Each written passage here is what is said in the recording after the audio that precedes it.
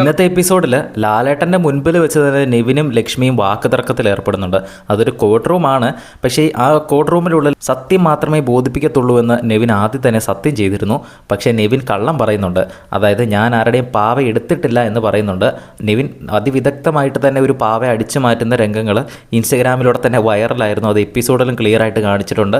അത് അവരെയും എപ്പിസോഡ് നടക്കുന്ന സമയത്ത് വീഡിയോ ആയിട്ട് കാണിക്കുമെന്ന് നമുക്ക് പ്രതീക്ഷിക്കാം.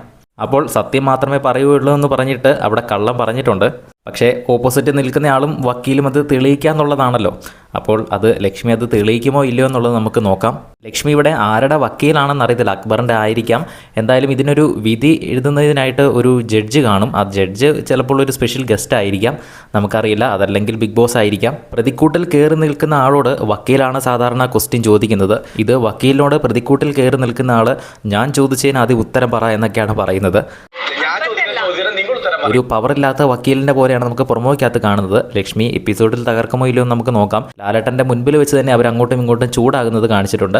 എന്തായാലും എപ്പിസോഡിൻ്റെ പുതിയ പ്രൊമോകൾ ഉടൻ തന്നെ വരുന്നതായിരിക്കും. വരുമ്പോൾ തന്നെ അപ്ഡേറ്റ് ചെയ്യുക. കൂടുതൽ അപ്ഡേറ്റ്സിനായിട്ട് ചാനൽ സബ്സ്ക്രൈബ് ചെയ്യുക.